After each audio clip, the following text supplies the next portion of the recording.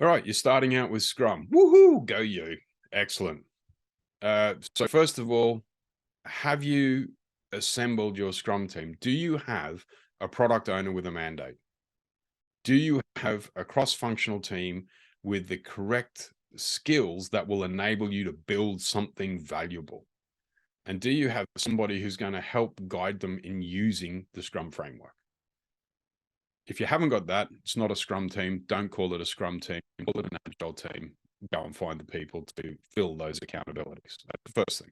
So assuming you do have that authority from the organization to behave in this way, you'll need to set yourselves up for success.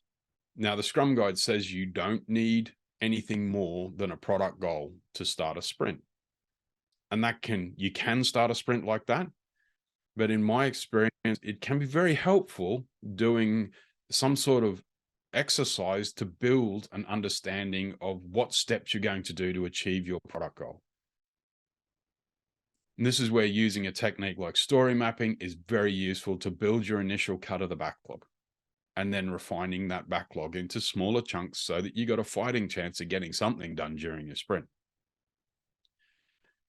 Before you sprint, it is also very useful to think about your definition of done. What does complete look like?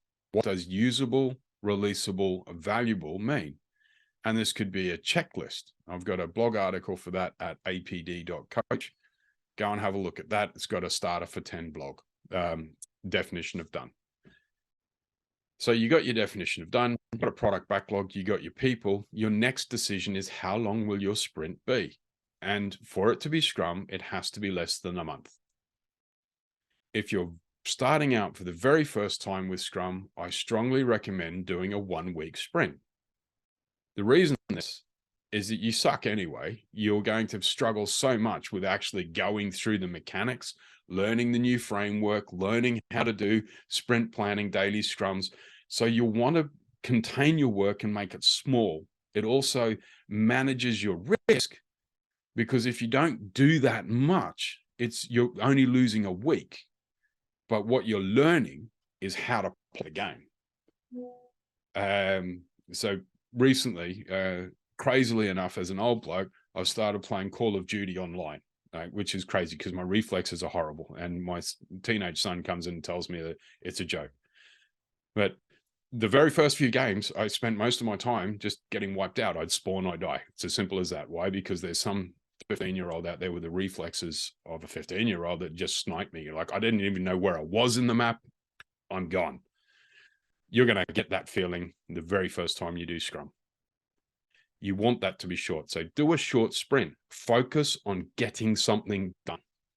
Be clear on your tooling, how you're going to do it, how you're going to get to done, and demonstrate it to your stakeholders. This is what we've built. This is what we've learned. And so I strongly commend the sprint goal syntax. At the end of this sprint, we will show. Make it small, make it achievable, so that you give yourselves time and space to learn the framework, get something done, and then figure out how to learn. Later on, if it works for you, you might want to make your sprints longer so that you can fit more volume of work in, but it's up to you as a team to decide on that. So that's how I would suggest the team starts out with Scrum.